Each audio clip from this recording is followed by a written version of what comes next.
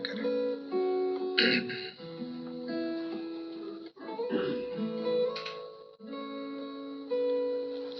प्यारे खुदा प्रभु यीशु मसीह, आपका नाम मुबारक हो प्रभु जी। आपकी जय, स्तुति, महिमा, तारीफ हो खुदा। सारा आदर सम्मान आप ही को मिले। हमारी सारी वर्शिप आपके लिए है प्रभु जी। हमारा एडोरेशन आपके लिए है प्रभु जी। ओ लॉर्ड, आपका नाम मुबारक हो प्रभु जी। कैसे खुदावंद आपने इस बात को जाहिर किया।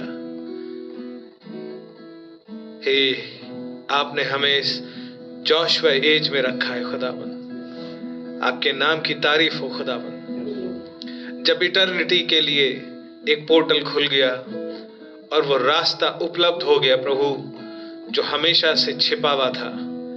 आपका नाम मुबारक हो खुदावंद। आपने चाहा कि इस जनरेशन में अपने रेस्टोरेशन को लेकर के आए, सर्वसिद्ध को लेकर के आए, सिद्धता को लेकर के आए। आपके नाम की तारीफ हो खुदा। ओ आपकी जय हो खुदावंद। हमें आपने उसी जनरेशन में रखा प्रभु जी, जबकि एक दुष्ट और व्यभिचारी पीढ़ी है जो कि चिन्ह मांगती है।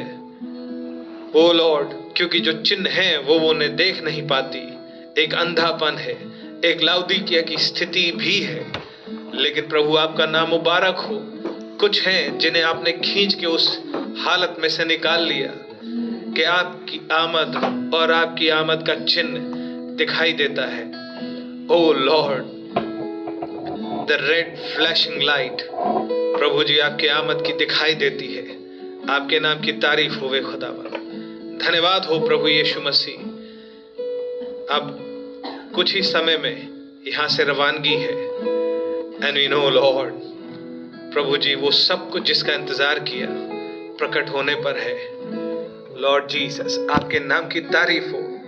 ये सोच सोच करके खुदा दिल उत्तेजित होता है कि एक लंबा इंतजार, लेकिन खुदा अब वो घड़ी आ रही है कि इंतजार खत्म होगा और हम यहाँ से जाएंगे प्रभु जी आपके साथ हमेशा के लिए।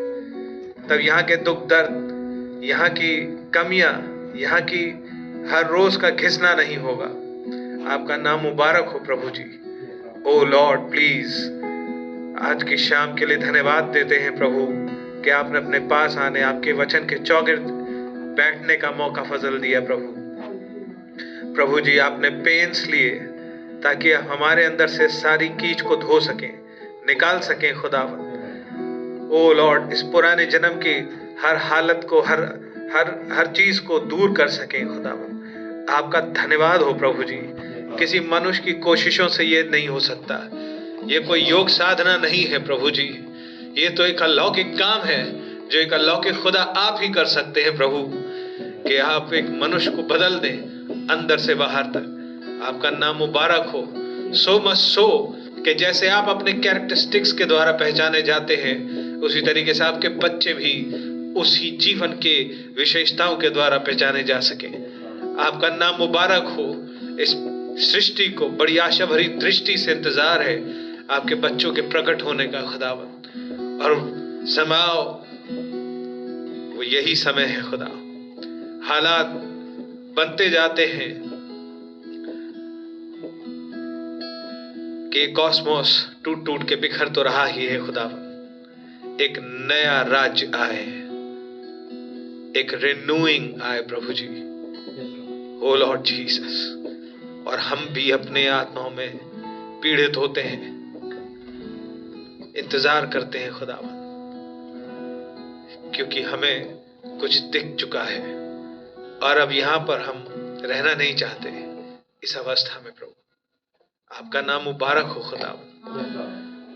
लॉर्ड, जब ब्राइड ग्रूम ने 16 सिलेंडर्स हिट किए, इस दुल्हन के पास भी ये इच्छा है कि वो प्रॉमिस इसके साथ भी पूरा हो, ताकि हम आपकी सेवा कर सके बिना किसी रुकावट के प्रभु जी। वो आपकी वर्शिप कर सके एक समझ के साथ प्रभु जी। ओ लॉर्ड, तब हमारी मूर्ता आड़े ना आए और हमें कोई रास्ते से भटकाने ना पाए। आपका नाम मुबारक हो प्रभु जी। लॉर्ड जीसस, प्लीज लॉर्ड, आइए आज शाम को खुदावन, जबकि हम अपनी बेवकूफियों को, गलतियों को, अपराधों को आपके आगे मानते हैं और अपने आप को आपके आगे हम्बल डाउन करते हैं प्रभु। हाँ, हमें आपकी जरूरत है। हाँ, बहुत कुछ है जो निकलने की जरूरत है, बहुत कुछ हमारे ऊपर लदा हुआ है, उसे उतारने की जरूरत है और नहीं जानते कैसे करें खुदा प्रभु जी। और जो सही जानते हैं कि उपाय है, उसे भी कर नहीं पाते। एक बड़ी लड़ाई है प्रभु। प्रभु प्लीज अपने साथ एक कर लीजिए खुदा, प्लीज अपने साथ यूनाइट कर लीजिए। वो हेडशिप हमारे अंदर आ जाइए प्रभु जी। ओह लॉर्ड जीसस, हमें आपने एक और मौका दिया है कि हम वचन को सुने, ग्रहण करें खुदा, पढ़ें, मेडिटेट करें, आपके साथ समय बिताएं।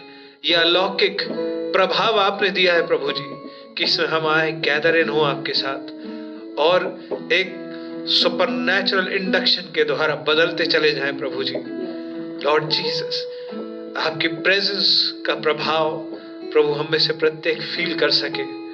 ओ खुदावंद, आपके दूत की उपस्थिति में गधा बोल सकता है प्रभु जी।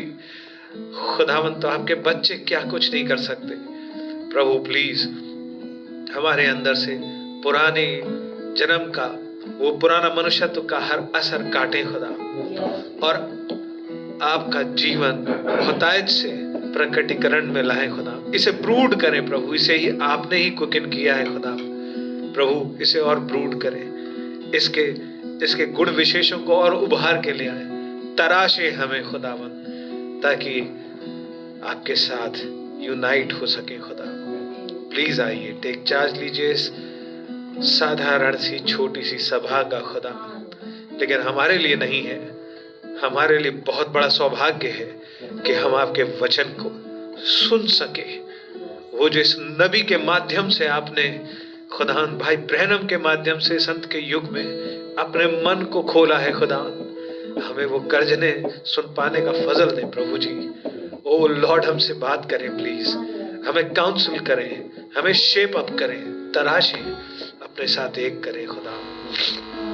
हमें राइटली दुआएं करनी नहीं आती खुदा, अपनी जरूरतों के लिए आप पे डिपेंड करना और आपसे मांगना नहीं आता खुदा। कितनी बार हम अपनी हालातों को ये नहीं समझ पाते कि हम क्यों सफर कर रहे हैं उन हालातों में, लॉर्ड जीसस, और स्ट्रगल करते रह जाते हैं। प्लीज आप ही हमारे साथ बात कीजिए, हमें काउंसिल दीजिए खुदा, हमें करेक्ट कीजिए, हमें शेप अप कीजिए। हमें आपकी बहुत जरूरत है प्रभु जी, बहुत ज्यादा जरूरत है प्रभु। यदि हम में से किसी ने आपके आत्मा को शोकित किया हो, माफ करें खुदा।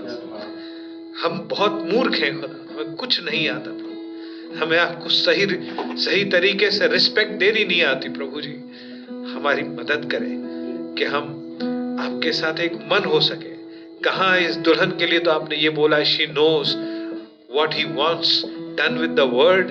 ओह मेरे प्रभु जी, हमें उस हालत में ले आइए खुदा, उस स्थिति में कि हम आपके मन की कैच कर सके, समझ सके, इतने अधिक यूनाइटेड आपके साथ हो सके प्रभु। ओ लॉर्ड, कि हम खुदा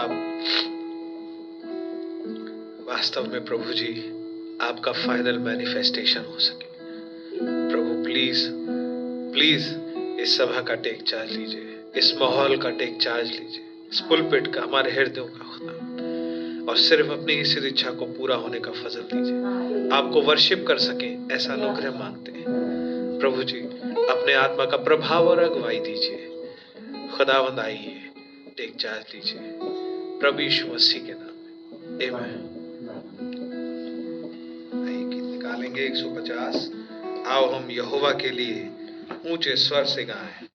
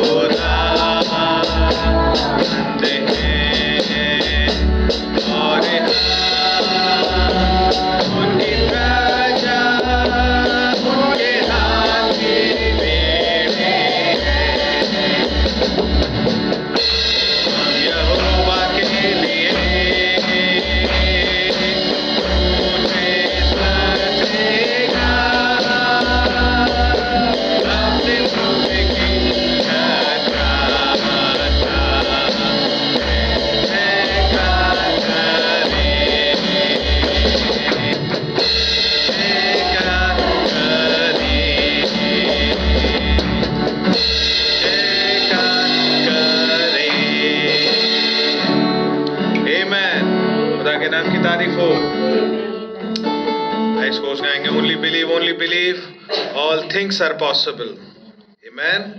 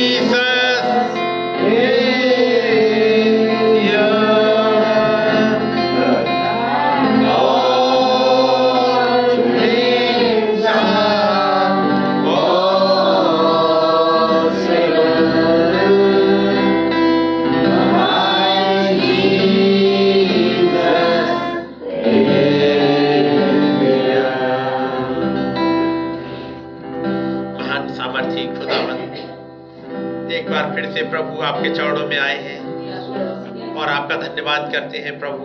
एक और मौका हमें मिला कि हम आपके करीब आ सकें, आपकी बातों को सुन सकें, समझ पाए। प्रभु हमारी मदद करिएगा खुदाबंद कि आपकी बातों की गहराई को हम समझ पाए। आपके चरणों में आए हैं प्रभु, और जबकि आप भेद पर भेद खोलते जाते हैं प्रभु, आपका नाम मुबारक हो। सारा आदर आपको ही देते हैं, आपका रहम चाहते हैं प्रभु। आप आए, हमसे बातचीत करें प्रभु, अपनी बातों को हमारे लिए खोलिएगा प्रभु, और बहुत ऐसे तक उस लेवल पर प्रभु जहां आप हमें सिखाना चाहते हैं, समझाना चाहते हैं, दया करें प्रभु यीशु मसीह के नाम में, आमीन। खड़े हुए खुदावंत के वचन से निकालेंगे निर्गमन और उसका 13 अध्याय। निर्गमन 13 अध्याय और उसकी 17वीं आयत से। जब फिरौन ने लोगों को जाने की आज्ञा दे दी, तब यद्यपि फिलिस्तियों के देश में होकर जो मार्ग जाता है वो छोटा था, तो भी खुदा ये सोचकर उनकी उस मार्ग से नहीं ले गया कि कहीं ऐसा ना हो कि जब ये लोग लड़ाई देखें तब पछताकर मिस्र को लौट आए। इसलिए खुदा उनको चक्कर खिलाकर लाल समुद्र के जंगल के मार्ग से ले चला, और इस्राएली पांति बांधे हुए मिस्र से निकल गए।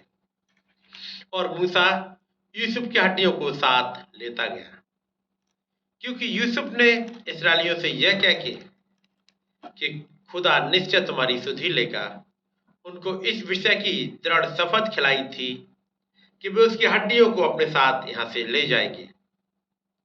फिर उन्होंने सुक्कोत से कूच करके जंगल की छोर पर एताम में डेरा किया और यहोवा उन्हें दिन को मार्ग दिखाने के लिए मेघ के खंभे में और रात को उजाला देने के लिए आग के खंभे में होकर उनके आगे आगे चला करता था, जिससे वे रात और दिन दोनों में चल सके।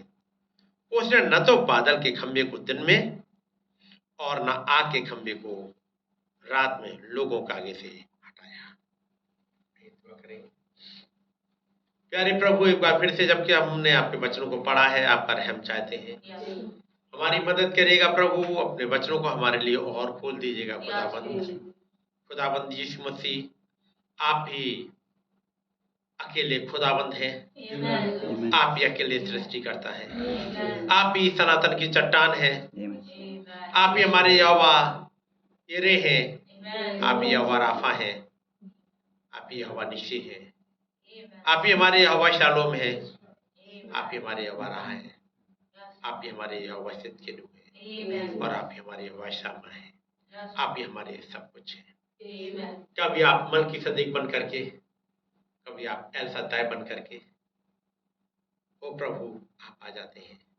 कभी आप इंसान बन के आ जाते हैं, कभी आप ह्यूमन फ्लैश में आ जाते हैं ताकि अपने लोगों से बातचीत करें। आपका नाम मुबारक हो प्रभु।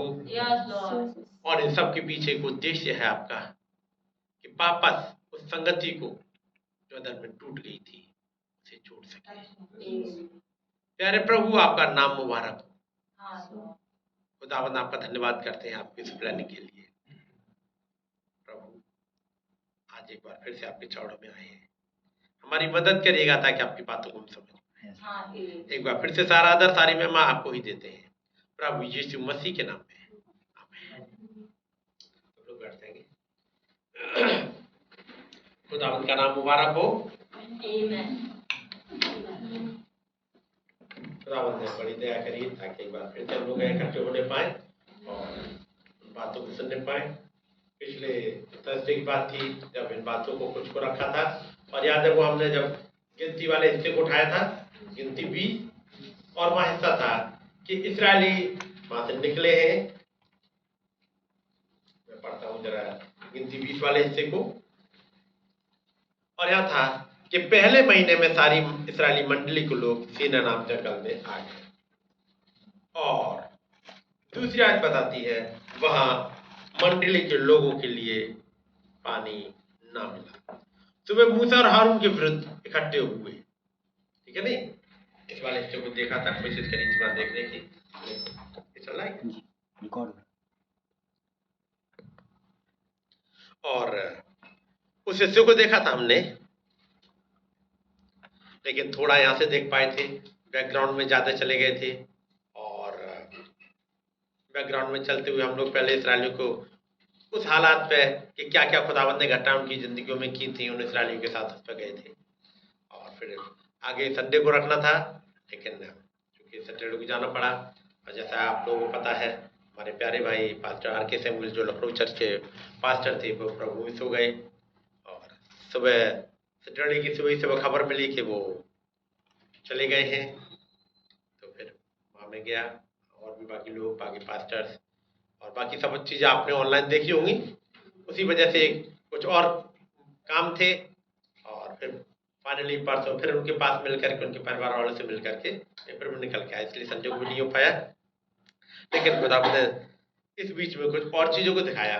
और अभी मैं गिनती 20 की तरफ नहीं आऊँगा, मैं कोशिश करूँगा जो हिस्सा मैंने पढ़ा निर्गमन में आपके साथ उसकी तरफ रहूँ। और खुदावंद ने चाहा तो गिनती 20 वाला हिस्सा बाद में देखूंगा, क्योंकि वहाँ भी बहुत ज़्यादा है। और नबी ने प्रचार किया है ये वाला वो जो मैसेज है आपके पास, Israel and the church, Israel और कलीसिया, जो 24 मार्च से लेकर के 29 मार्च 1953 में प्रचार किया था, मोहरें खुलने के लगभग 10 साल पहले। 24 मार्च से 24 या 25 मार्च है, 25 मार्च से लेकर के और 29 मार्च 1953, यानी मोहरें खुलने से 10 साल पहले, उसी वाले टाइम में। क्योंकि कुछ वो पैटर्न देख रहे हैं, कुछ हालात देख रहे हैं, कैसे इस्राएल निकला है, और कैसे ये इस्राएली निकले हैं, और आज के समय के जो आत्मिक इस्राएली वो कैसे कैसे निकले हैं, कौन कौन सी जर्नी से होते हुए चले हैं। तो उस वाले हिस्से पे फिर देखूंगा मैं। आज खुदा आपने दया करी तो 13वां अध्याय निर्गमन के आते हैं। जब फिरौन ने लोगों को जाने की आज्ञा दे दी, तब यद्यपि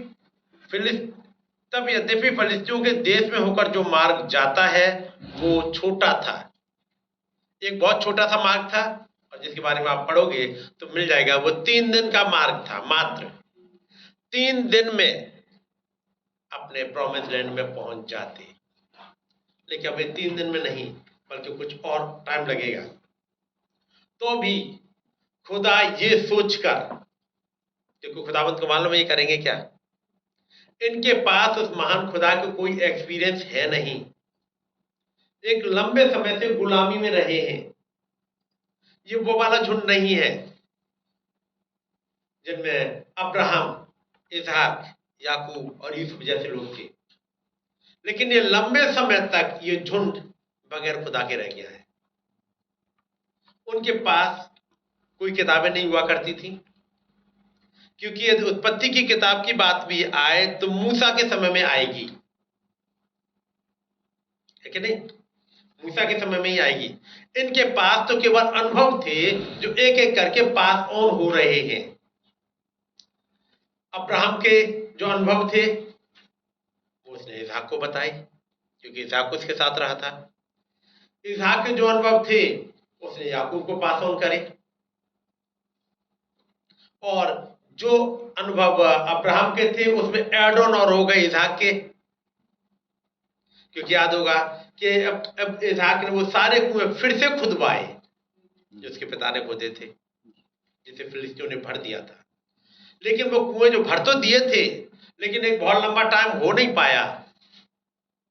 उनके नाम भी वही है, उन कुओं के उन्होंने फिर से खुदवा लिए। फिर अब इसहाक के बाद याकूब भी 20 साल का गैप रहा है कि इसहाक से दूर रहा है वो याकूब। 20 साल के बाद फिर से आ गया इसहाक के पास में, और इसहाक के तमाम अनुभव याकूब के पास चले गए। याकूब के अनुभव जो जाने चाहिए यूसुफ पर, उतने समय पर ट्रांसफर नहीं हो पाए, क्योंकि एक लंबे समय तक वो लड़का बाहर चला गया। लेकिन खुदाबंद ने उसे फिर अनुभव दिए, अनुभवों के साथ, और फिर उसका पिता याकूब लौट आया, अब उसके पास भी अनुभव है। अब उस अनुभवों के बाद जब ये इस्राएली आ गए मिस्र देश में, उसे उन्हें अनुभव की अब जरूरत है ही नहीं। वो तंबुओं में नहीं रहते, उन्हें सुकून का खाना पीना मिल रहा है। यूसुफ के समय में खाना पीना सब कुछ मिल रहा है, बहुत कुछ हो रहा है। उसके बाद अब कुछ पीढ़ी आ रही है, और याद रखिए यूसुफ एक लंबे समय तक जिया है, 4थी पीढ़ी तक। लिखा हुआ वो अब्राहम के परपोते तक को देखने पाया, जो एक लंबे समय तक जिया है। लेकिन लंबे समय तक ही वो प्रधानमंत्री बना रहा हो ऐसा नहीं है, क्योंकि एक जवानी है, एक उम्र है, उसके समय तक वो रहेगा। उसके बाद राजा चेंज होगा, ये भी रिटायर होगा। रिटायर होने के बाद अपने परिवार के साथ रहेगा। इसलिए आप उत्पत्ति 50 में आप पढ़ लोगे, और वो अपने परिवार के साथ रहा, अपने बच्चों के साथ रहा एक समय तक। रिटायरमेंट के बाद फिर वो चला गया। जैसे डैनियल का आपने पढ़ा होगा, डैनियल एक समय तक है राजा के साथ में, फिर राजा चेंज होता है।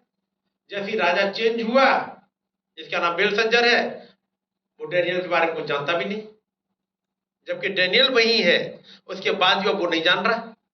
तब बेलशस्सर की माँ आती है और उसे बताती है कि तेरे राज्य में ही एक पर्सन पाया जाता है, जिसका नाम डैनियल है, जिसके अंदर पवित्र खुदाओं की आत्मा रहती है। पढ़ा होगा आपने।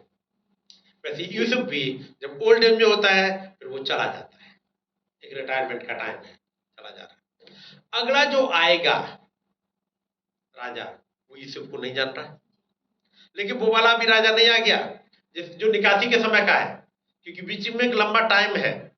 अब वो फिरौन है, वो इनको, क्योंकि यूसुफ ने काम करा था, तमाम जमीन खरीद ली थी मिस्र के लिए, जब मिस्र का अनाज बेचा,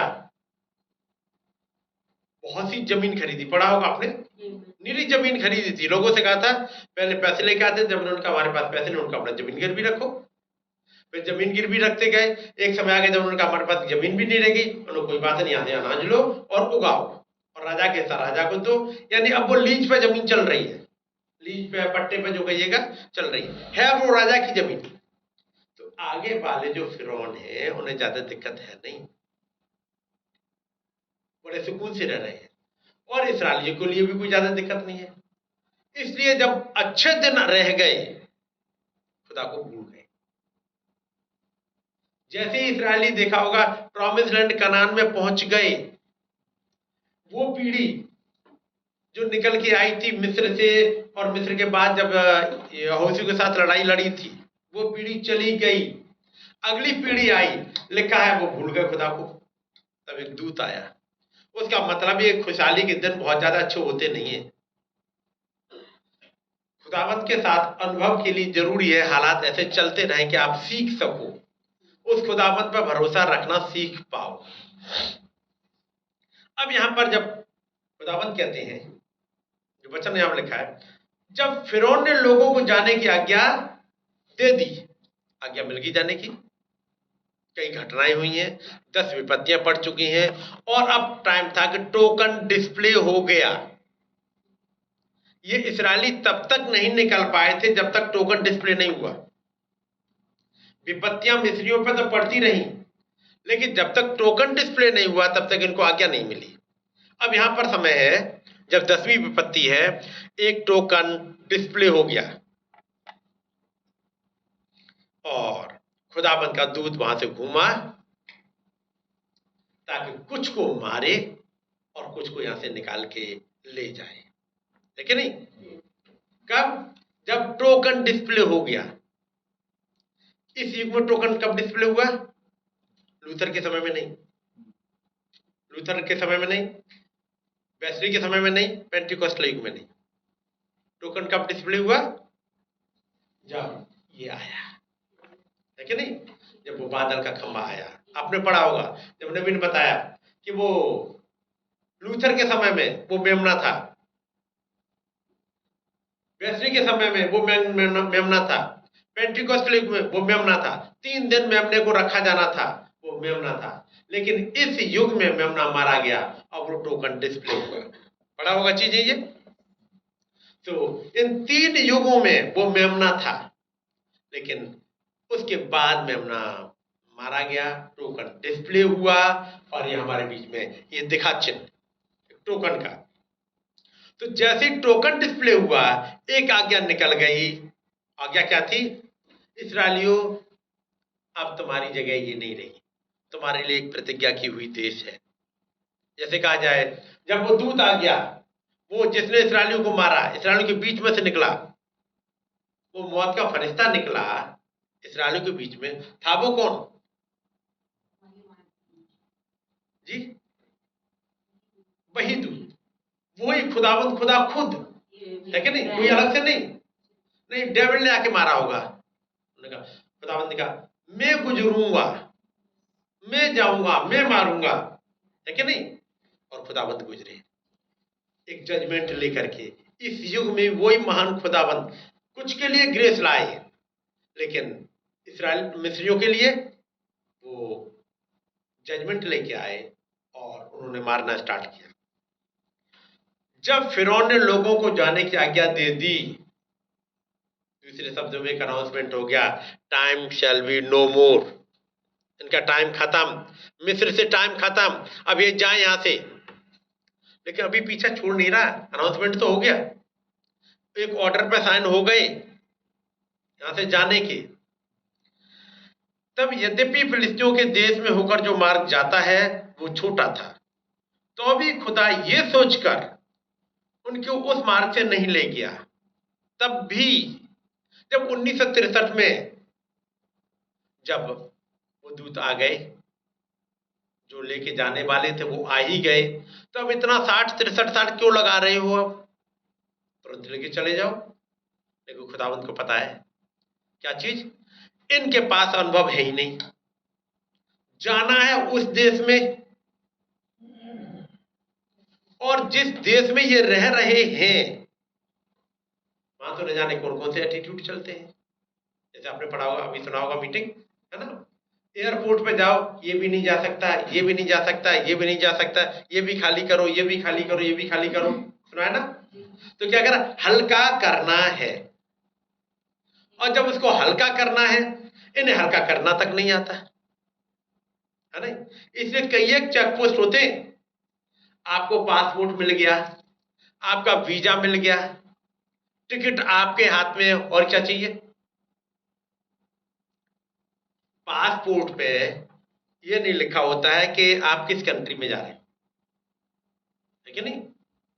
लेकिन वीजा मिल गया तो वहां की गवर्नमेंट ने परमिशन दे दी कि इतने से इतने पीरियड तक ये दे रह सकते हैं। 10 दिन का हो सकता है वीजा, 1 महीने का हो सकता है, 3 महीने का, 6 महीने का, 1 साल का, ये डिपेंड करता है वहां की गवर्नमेंट ने कितने दिनों के रहने के लिए दिया है। तो पासपोर्ट हाथ में है, वीजा हाथ में है, टिकट भी मिल गया, कौन सी फ्लाइट है, आपने चेक इन भी कर लिया, आपको सीट भी मिल गई, सीट नंबर, ये वाली फ्लाइट ये वाले टाइम पे जाएगी, इस वाले गेट पे जाएगी, ये चेक इन, ये सब कुछ आप बाहर कर सकते हो। एयरपोर्ट में घुसने से पहले भी चेक इन भी हो गया, सीट नंबर भी कंफर्म हो गई। लेकिन जैसे ही अब आप घुसोगे, अब चाहिए सिक्योरिटी चेक। चलता है कि नहीं भाई, पासपोर्ट है, वीजा है, टिकट है, चेक इन है, अब क्या जरूरत है, तो कह रहा पहले आपकी चेकिंग और आपके लगेज की भी चेक, दोनों चेकिंग होनी है। कौन कौन सी चीज कहां रखी है वो सब चेकिंग होगी। जब आप सिक्योरिटी चेक से गुजरो, वो अपना वो लेकर के आएगा, चेक करने वाला पूरा एक एक करके चेक करेगा। जरा सा डाउट हुआ, कोई मेटल अंदर पेट में खा लिया हो, जो करते हैं अक्सर, मेटल खा लिया हो या कुछ भी, वो जो उनका जो होता है वो इंस्ट्रूमेंट, वो पूरा बता देगा, पूरा चेक करके एक्चुअली एक जगह से गुजारते ही पूरा स्कैन कर लेगा आपको, और बगल में जो बैठा हुआ है एक स्क्रीन पे देखता जा रहा है, वो देख लेगा। यदि कुछ भी मिला वो बाहर कर लेगा, पहले बाहर आ जाओ एक किनारे पे, और यदि खा के गए हैं पेट में अंदर,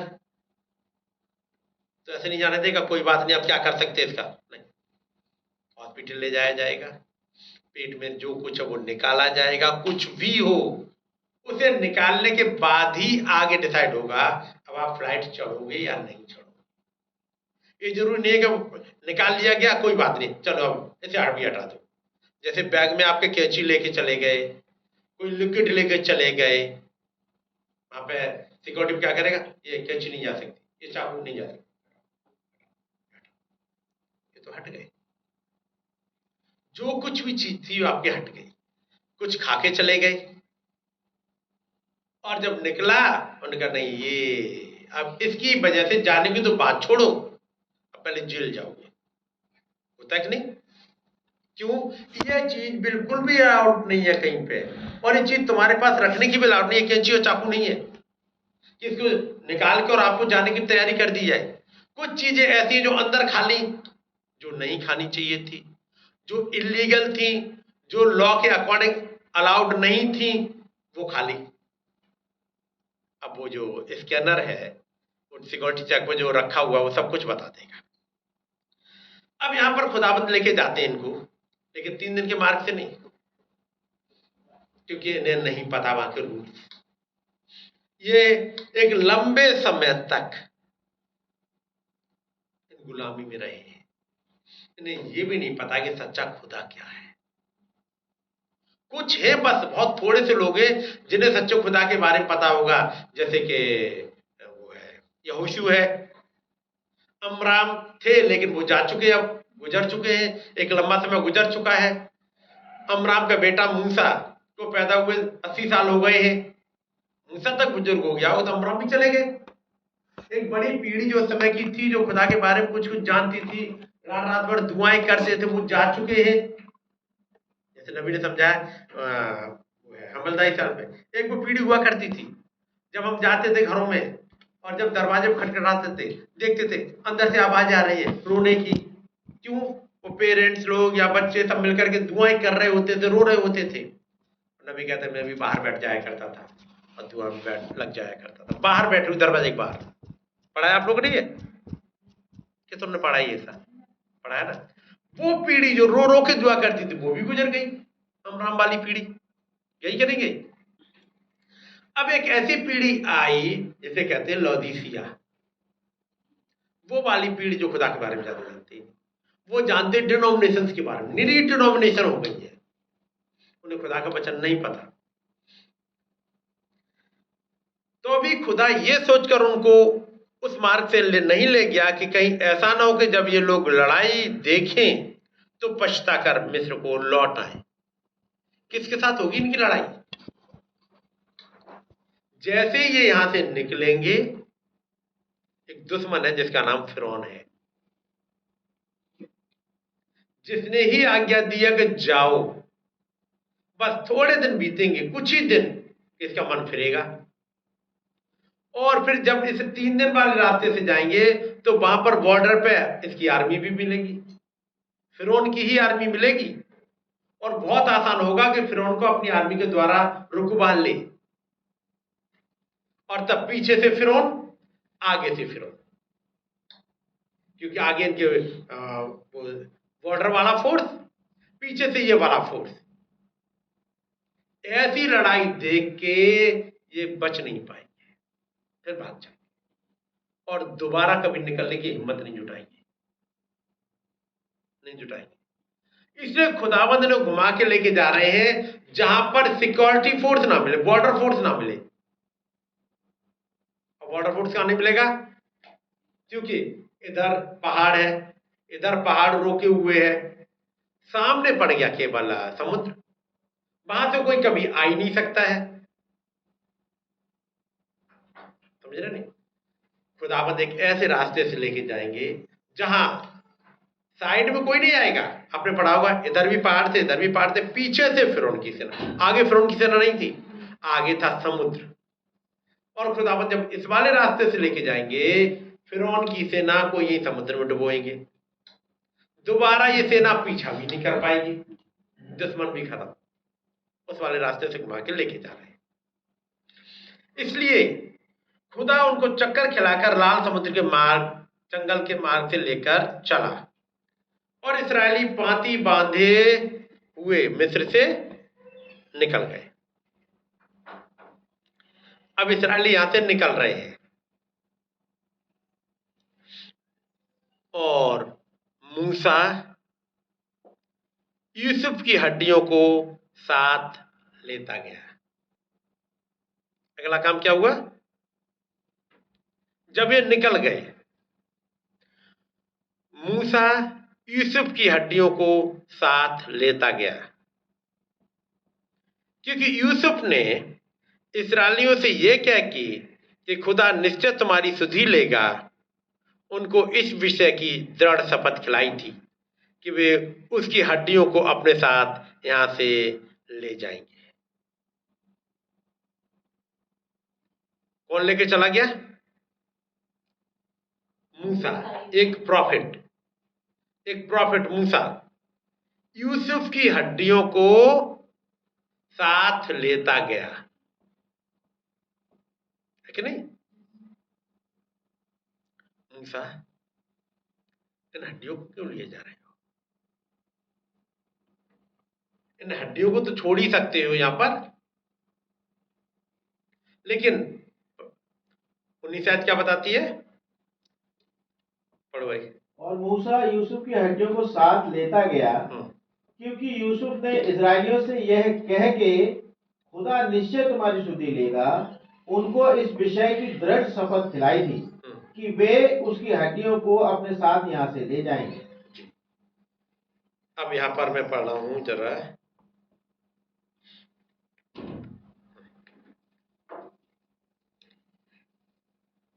उन्नीस में, और मूसा यूसुफ की हड्डियों को साथ लेता गया, क्योंकि एक शपथ दिला दी थी यूसुफ ने, है कि नहीं? मैं पढ़ रहा हूं, नबी का मैसेज है डिमनोलॉजी का। और ये 12 नवंबर 1953 का मैसेज है। उसका पैरा नंबर 34 है, जिम्नोलॉजी। याकूब से यूसुफ पैदा हुआ, जैसा कि हम जानते हैं, और वो मसीह की परफेक्ट टाइप है, मसीह की सिद्ध तस्वीर है। और यूसुफ जब मर रहा था तो उसने कहा, मेरी हड्डियों को यहां मत गाड़ना। कारण क्यों? वो एक प्रॉफिट था। वो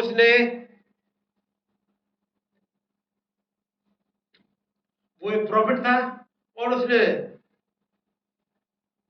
दूर से देख लिया था। He foresaw things that the rest of them didn't see. उसने पहले से उस चीज को देख लिया जो बाकी नहीं देख पाए। यूसुफ के 11 भाई थे। क्या किसी भाई ने ये कहा कि मेरी हड्डियों को यहां से लिए जाना? किसी ने नहीं। किसने कहा? केवल Yusuf. He foresaw things that the rest of them didn't see. उसने वो देख लिया था जो बाकी 11 नहीं देख पाए, जबकि सगे भाई है लेकिन नहीं पकड़ में आया। वो नहीं देख पाए क्या हो रहा। और नबी भाई ब्रैनम इस वाले मैसेज को प्रचार कर रहे हैं। उसने कहा, take me up in Palestine and bury me with my father. मुझे यहां से फिलिस्तीन देश में लिए जाना, जहां मेरे पिता के साथ मुझे गाड़ देना, मेरे बाप दादों के साथ मुझे गाड़ देना। And Moses after 400 years took Joseph's bones and buried them in Palestine. और मूसा ने भी 400 साल के बाद वो यूसुफ की हड्डियों को लिया और फिलिस्तीनियों के देश में गाड़ा। मैं आश्चर्य करता हूं ऐसा क्यों? नबी कहते मैं आश्चर्य करता हूं ऐसा क्यों किया। तब आगे कारण बताते हैं। अय्यूब ने कहा था, मैं जानता हूं कि मेरा छुड़ाने वाला जिंदा है, जीविता है, और अंतिम दिन में वो पृथ्वी पर फिर से खड़ा होगा। और चाहे मेरे खाल को कीड़े भी खा जाएं, शरीर को भी खा जाएं कीड़े, लेकिन उसके बाद भी मैं इसी फ्लैश में मैं अपने खुदा को देखूंगा। Whom I shall see for myself, मैं खुद खुदा को देखूंगा। Mine eyes shall behold and not another, मेरी ही आंखें उसे देखेंगी, कोई दूसरा नहीं। That God would stand on the earth, कि खुदाबंद इस जमीन पर खड़े होंगे, है नहीं? And he would see him, और वो उसे देखेगा। ये किसने कहा? अय्यूब ने क्या ऐसा कहा था?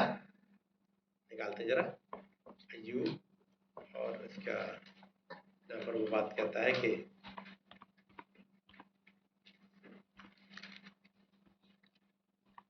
यहाँ पर मिल जाएगा, मुझे तो निश्चय है कि मेरा छुड़ाने वाला जीवित है।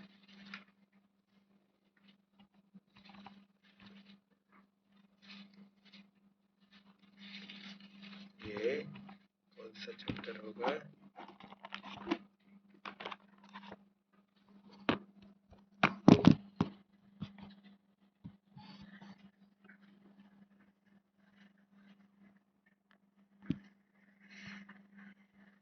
अय्यूब 19 और उसकी 25 में आए से पढ़िएगा जरा। मुझे तो निश्चय है कि मेरा छुड़ाने वाला जीवित है, और वो अंत में पृथ्वी पर खड़ा होगा। और अपनी खाल के इस प्रकार नष्ट हो जाने के बाद भी मैं शरीर में होकर खुदा का दर्शन पाऊंगा। जी। और वो क्या कह रहे हैं? और अपनी खाल के इस प्रकार नाश हो जाने के बाद भी मैं शरीर में होकर खुदा का दर्शन पाऊंगा। और क्या देखेगा वो? 23 से पढ़िएगा जरा। भला होता कि मेरी बातें लिखी जाती, भला होता कि वे पुस्तक में लिखी जाती, और लोहे की टांकी और शीशे से वे सदा के लिए चट्टान पर खोदी जाती। इस अय्यूब ने कुछ ऐसा देख लिया था। भला होता मेरी बातें लिखी जाती, और ये हिस्सा फिर भाई ब्रैनम ले रहे हैं, और वो बातें लिखी गई। लोहे की टांकी से। उसका मतलब था कुछ मोहर खुली थी, अय्यूब के सामने कोई मोहर खुल गई थी। भला होता कि वे पुस्तक में लिखी जाती और लोहे की टांकी और शीशे से वे सदा के लिए चट्टान पर खोदी जाती। एक चट्टान है सनातन की जिस पर खोदी जाती, एक वो चट्टान जिस पर कुछ भी नहीं खुदा था, कुछ भी नहीं लिखा था, उस पर लिखेंगे, उभरेंगी, वो उभरी और अय्यूब ने वहां देखा था। तब वो कहते हैं मुझे तो निश्चय है कि मेरा छुड़ाने वाला जीवित है और वो अंत में पृथ्वी पर खड़ा होगा। कब खड़ा होगा?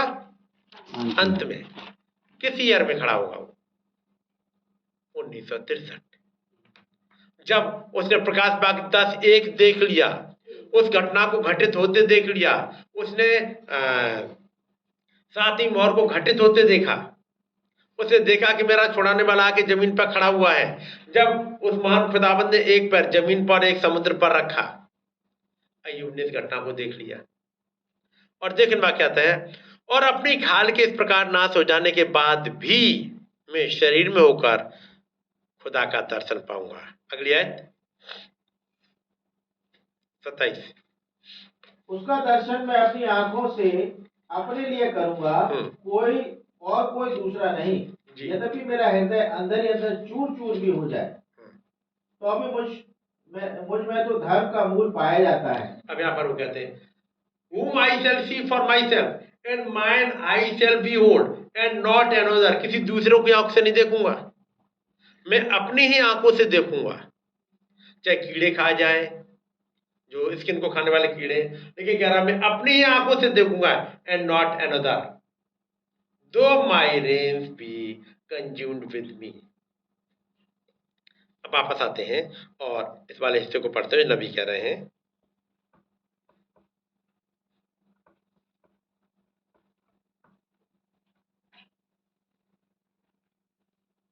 और ये हिस्सा था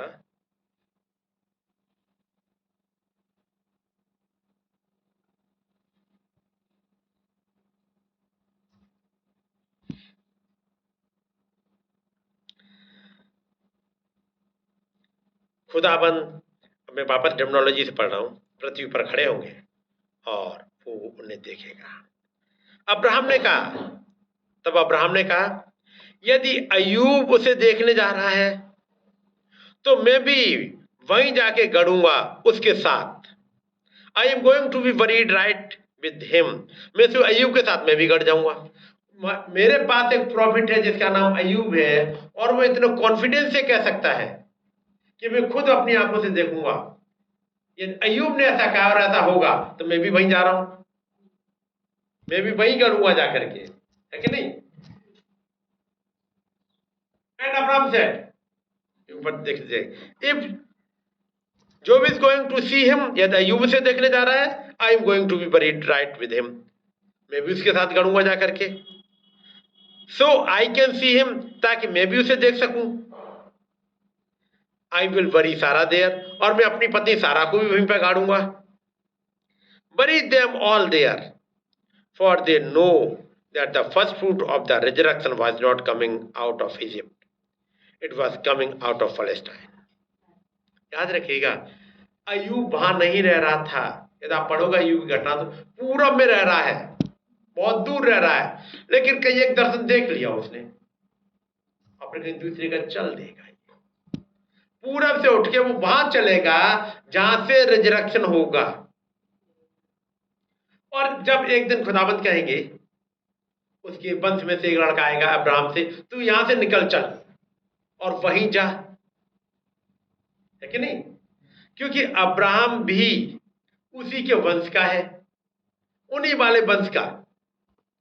वो वंश के लोग इधर ही पूरब में ही रह रहे थे, अब यहां से फिर वापस जाएंगे, अब तू कनान देश में जा। तो अय्यूब भी कभी गया होगा वहां कनान देश, ताकि वहां अपनी कब्र ढूंढ ले, वहां अपने लिए एक प्लेस बना ले। जहां रह रहा है वहां नहीं मिल रही, लेकिन अपने लिए वहां एक जगह ढूंढ रहा है।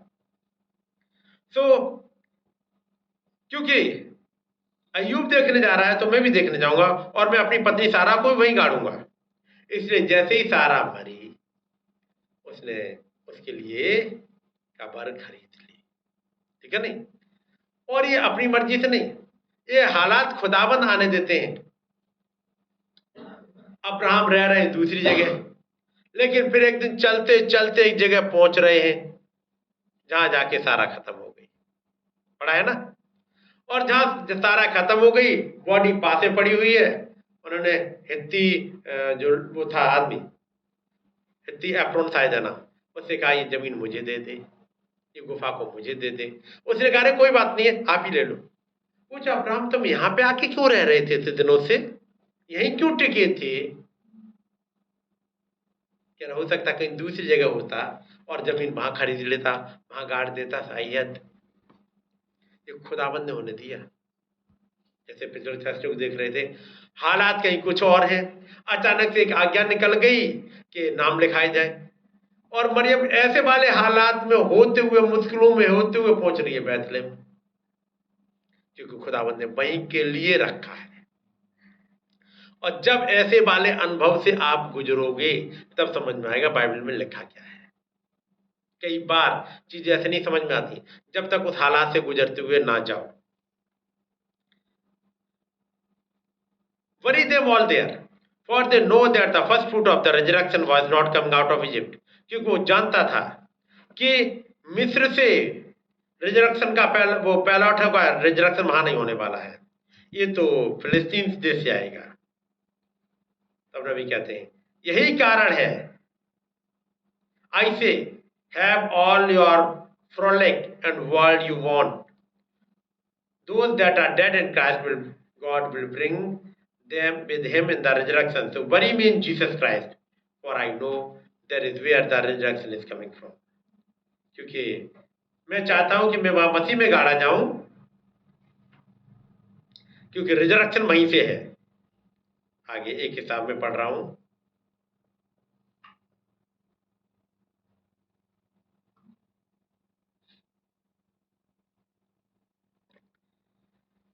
और जो मैसेज है shepherd of the सीफोल्ड, 3 April 1956,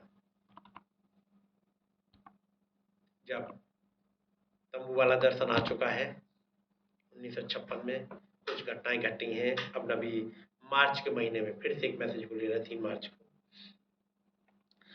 We have here in this old feeble body a pest house। हमारे पास ये बड़ी कमजोर शरीर है, एक पेस्ट हाउस की तरह है।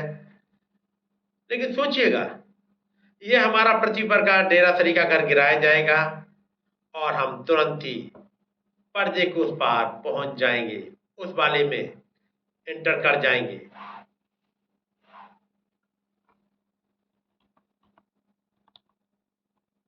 We would not be long there long, that is right। We was not made for that one, we was not made for the angels। God has got angels but we are created men and women। अभी कहते हैं कि हमें angel की तरह नहीं बनाया गया, हमें खुदा ने आदमी और औरत बनाया है, और उसी तरीके से वहां रहेंगे जब हमारा पृथ्वी पर का डेरा सरी का घर गिर जाएगा और हमें वो वाली अवस्था मिल जाएगी। जब इस्राएल वहां अपने देश से दूर था, मिस्र में थे, और they had a memorial before them, उनके सामने एक यादगार थी। यदि कोई इंसान वहां से गुजरता था, वो देख लेता था उन यूसुफ की हड्डियों को जब वहां से गुजरते हुए, और वो कहता था इससे कोई मतलब नहीं है, मैं कहता थका हूं, क्या हाल है। लेकिन एक दिन जब वो प्रॉफिट की हड्डियों को देखता था, वो जानता था कि एक दिन आने वाला है जब ये हड्डियां यहां से चली जाएंगी। अब यहां पर देखिएगा, वापस आते हैं, निर्गमन 13:19 पढ़िएगा। और मूसा यूसुफ की हड्डियों को साथ लेता गया, क्योंकि यूसुफ ने इजराइलियों से यह कह के खुदा निश्चय तुम्हारी सुधि लेगा, उनको इस विषय की दृढ़ शपथ दिलाई थी कि वे उसकी हड्डियों को अपने साथ यहाँ से ले जाएंगे। और इस मूसा उन हड्डियों को अपने साथ लेके जा रहा है। जैसे भी देखा था, एक प्रॉफिट अब्राहम, उसने प्रॉमिस देखी उस प्रॉफिट अय्यूब की देखी थी ना, क्योंकि प्रॉफिट की लैंग्वेज प्रॉफिट समझ रहे हैं। एक प्रॉफिट अय्यूब की लैंग्वेज को अब्राहम ने समझ लिया। उसने कहा मुझे भी वहीं गाड़ना है, मैं खुद भी वहीं गाड़ूंगा, अपनी पत्नी को भी वहीं गाड़ूंगा। उसका बेटा जो कि प्रॉफिट था जिसका नाम इसहाक है, वो भी वहीं गाड़ा गया, उसकी पत्नी भी वहीं गाड़ी गई रेबेका। उसके बाद उसका बेटा याकूब आया, वो खुद भी वहीं गाड़ा गया और उसकी पत्नी लिया भी वहीं गाड़ी गई। और इसके बारे में देखिए याकूब के साथ में जरा, याकूब का यानी उत्पत्ति और इसका 50 अध्याय और इसकी 4 आयत से। जब उसके बिलाप के दिन बीत गए, तब यूसुफ फिरौन के घराने के लोगों से कहने लगा, यदि तुम्हारे अनुग्रह की दृष्टि मुझ पर हो तो मेरी यह विनती फिरौन को सुनाओ। मेरे पिता ने यह कहकर, देख मैं मरने पर हूँ, मुझे यह शपथ खिलाई, जो कब्र मैंने अपने लिए कनान देश में खुदवाई है उसी में तू मुझे मिट्टी देना। इसलिए अब मुझे वहां जाकर अपने पिता को मिट्टी देने की आज्ञा दे, तत्पश्चात मैं लौट आऊंगा। तब फिरौन ने कहा, जाकर अपने पिता की खिलाई हुई शपथ के अनुसार उसको मिट्टी दे। अब यहाँ पे क्या हुआ, जब यूसुफ कह रहे हैं मेरे पिता ने 5वीं आयत ये कहकर कि देख मैं मरने पर हूं, मुझे ये शपथ खिलाई। किसको? यूसुफ को, बाकी किसी को नहीं। मालूम है बाकियों को मतलब है नहीं, इन भेदों से इनसे मतलब है नहीं ज्यादा, इसलिए वो अपने बेटे यूसुफ को बुला रहा है, उसके साथ शपथ खिला रहा है। चलिए थोड़ा सा पीछे निकालते हैं, चैप्टर नंबर 47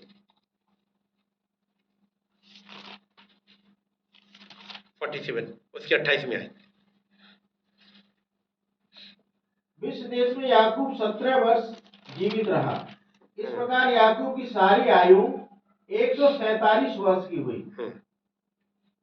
आगे जब इस्राएल के मरने का दिन निकट आ गया, तब उसने अपने पुत्र यूसुफ को बुलाकर कहा। अभी यूसुफ वहां नहीं रह रहा, बाकी सब बच्चे पास में रह रहे हैं, लेकिन अपने बेटे यूसुफ को बुला रहा है कि उसको बुला लो, मेरा टाइम अब आ गया करीब। आगे, यदि तेरा अनुग्रह मुझ पर हो तो अपना हाथ मेरी जांघ के नीचे रखकर शपथ खा कि तू मेरे साथ कृपा और सच्चाई का यह काम करेगा कि मुझे मिस्र देश में मिट्टी ना देगा। जी, वो कह रहा है यदि तेरा अनुग्रह मुझ पर हो, किसका? यूसुफ का। तेरा अनुग्रह मुझ पर हो जाए तो एक काम करना, और अपना हाथ मेरी जांघ के तले रखकर शपथ खा, है ना, कि मैं तेरे साथ कृपा और सच्चाई का यह काम करूंगा कि तुझे मिस्र में मिट्टी ना दूंगा। जब तू अपने बाप दादों के संग सो जाएगा तब मैं तुझे मिस्र से उठा ले जाकर उन्हीं के कब्रिस्तान में रखूंगा। तब यूसुफ ने कहा मैं तेरे वचन के अनुसार करूंगा। फिर उसने कहा मुझसे शपथ खा, और उसने उससे शपथ खाई। तब इस्राएल ने घाट के सिराने की ओर सिर झुकाया और इसके पश्चात फिर वो चला जाएगा। जब उसे पता लग गया मेरा टाइम आ गया, बोले क्या कह रहा है, मुझसे शपथ खा। तब नबी इस बारे में कहते हैं कि जब उसने शपथ खाई तो अपने हाथ को कहां रखवाया? जांघ के तले। अब जांघ के तले का अंग्रेजी आप पढ़ोगे तो आपको मिल जाएगा, और वो सेंटेंस वहां पे कुछ लगते हैं, जांघ थाई नहीं लिखते, थाई नहीं, कुछ और है वहां पर वर्ड, अंडरवाइज थाई। और नबी तब कहते हैं कहां पर? उसी जगह जहां उस दूत ने आके छुआ था, जहां दूत ने छुआ और उसका नाम बदला। और तब नबी कहते हैं कि वो अपनी लिंपिंग थाई पर, जहां पर वो दूत ने छू लिया था एक प्रॉमिस के साथ, उसका नाम बदल गया था। उससे पहले उसका नाम था धोखेबाज याकूब, लेकिन एक जगह है दूत ने छुआ उसे और वो लंगड़ाने लगा, उसकी चाल बदल गई। नबी कहते हैं उसने वहीं पर उसने अपना हाथ रखवाया, मुझसे शपथ खा कि तू मुझे यहाँ नहीं छोड़ेगा, बल्कि तू जैसे ही मैं मर जाऊंगा, कब? 30 आयत, जब तू अपने बाप दादों के संग सो जाएगा तब मैं तुझे मिस्र से उठा ले जाकर उन्हीं के कब्रिस्तान में रखूंगा। कब रखूंगा? जब तू इस दुनिया से चला जाएगा मैं तेरी बॉडी को वहां ले जाऊंगा। ठीक है नहीं? अब्राहम की बॉडी वहीं थी पहले ही, वहीं रह रहे थे। इसहाक की बॉडी वहीं थी, उसी समय रह रहे थे। लेकिन याकूब मिस्र में आया है, इसलिए इसकी बॉडी को लेके जाना है। अब देखिए जरा यूसुफ ने क्या शपथ खाई थी, 50 अध्याय से क्या।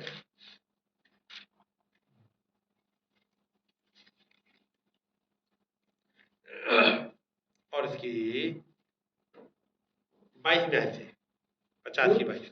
यूसुफ अपने पिता के घराने समेत मिस्र देश में रहता रहा और यूसुफ 110 वर्ष जीवित रहा। और यूसुफ अब्राहम के परपोतों तक को देखने पाया और मनश्शे के पोते जो माकीर के पुत्र थे वे उत्पन्न हुए और यूसुफ ने उन्हें गोद में लिया।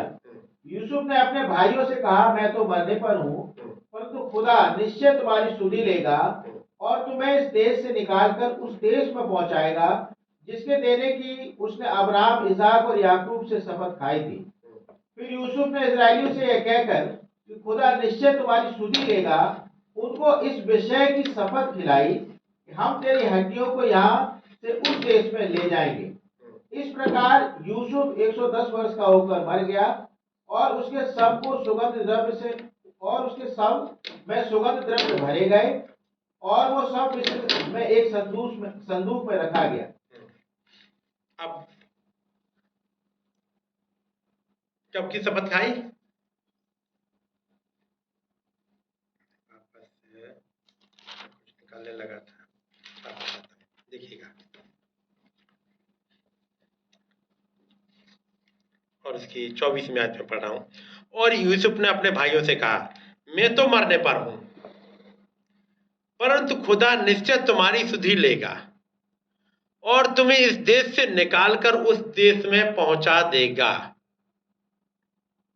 जिसके देने की उसने अब्राहम, इसहाक और याकूब से शपथ खाई थी। फिर यूसुफ ने इस्राएलियों से यह कहकर कि खुदा निश्चय तुम्हारी सुधि लेगा, उनको इस विषय की शपथ खिलाई कि हम तेरी हड्डियों को वहां से उस देश में ले जाएंगे। क्या ले जाएंगे? हड्डियां। उसी वक्त नहीं ले जाएंगे क्या? ये वाला हिस्सा हड्डियां तुरंत नहीं जा रही। जैसे यूसुफ मरा उसको भी तो लेके जा सकते थे, जैसे याकूब को लेके गए, लेकिन एक एज ए मेमोरियल यहां रखा हुआ है, क्योंकि अब ये इस्राएली बच्चे जो गुलामी में रहेंगे इनके लिए एक मेमोरियल चाहिए। जैसे आज के युग में खुली हुई कब्र है जो दिखाती है कि हम इस दुनिया में नहीं रह जाएंगे, वैसे ही वहां पर यूसुफ की वो कफन, वहां पर एक चिन्ह था कि कफन यहां पर नहीं रहेगा। ये कफन कहां जाना है? उसी देश में। आपने मैसेज सुना होगा और याद होगा, अब्राहम विश्वास को रिप्रेजेंट करता है। जो बेस है, अब्राहम विश्वास, इसहाक प्रेम को, याकूब ग्रेस को और यूसुफ परफेक्शन। तीन तो वहां कब्र में पहुंच चुके हैं, तीन कब्र में पहुंच गए हैं, वहीं प्रॉमिस लैंड में है, लेकिन प्रॉमिस लैंड उनके कब्जे में नहीं है। इतने सालों से इब्राहिम भी वही है जिसने कि पूरी जमीन नाप दी थी। इसहाक ने कुएं खुदवाए थे फिर से, वो भी वही है। याकूब जिसने सपने देखे थे, खुदावंत ने विजिट करी थी, उसने सीढ़ी देखी थी, लेकिन उसके बाद भी वो जमीन कब्जे में नहीं आई है। जमीन कब्जे में आने के लिए परफेक्शन भी तो पहुंचे कि नहीं? ये तीन सीढ़ी है जो वहां पे है, यानी कि तीन पूर्वज वहां पे हैं, अब्राहम, इसहाक, याकूब, तीनों वहां है, लेकिन जमीन अभी भी कब्जे में नहीं है। जमीन कब्जे में कब आएगी?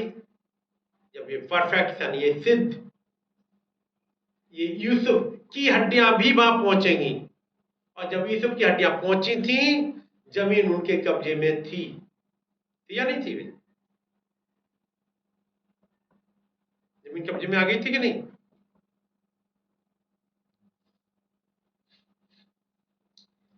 अब्राहम तो वहां है, तो जमीन कब्जे में जानी चाहिए, उसने नाप ली थी और खुदावंद ने उससे वायदा किया, अभी नहीं पहुंचे। इसहाक के समय में याकूब के समय में। और जब तक यूसुफ की हड्डियां नहीं है, आप पहुंची नहीं, जमीन कब्जे में नहीं आई। और तब आप देखोगे ये जस्टिफिकेशन का समय रहा, सेंटिफिकेशन का समय रहा, बैप्टिज्म ऑफ होली गोस्ट रहा, जमीन कब्जे में नहीं आई। लूथर के समय, वेस्ली के समय, पेंटिकॉस्ट युग में जमीन कब्जे में नहीं आई। जमीन कब्जे में कब आएगी? जब ये आए परफेक्शन, जो कि यूसुफ इनकी सिद्ध तस्वीर थे, जो आपने पढ़ा होगा। ये ऐसी तस्वीर नहीं बनी, यूसुफ के साथ में ऐसा क्यों चल रहा है? वो दर्शन देखा था। अब जैसे यहाँ पर लेके चले थे, वापस आते हैं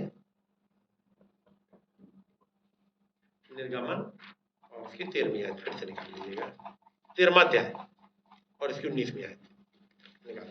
और मूसा यूसुफ की हड्डियों को साथ लेता गया, क्योंकि यूसुफ ने इजरायलियों से यह कह के खुदा निश्चय तुम्हारी स्तुति लेगा, उनको इस विषय की दृढ़ शपथ खिलाई थी कि वे उसकी हड्डियों को अपने साथ यहाँ से ले जाएंगे।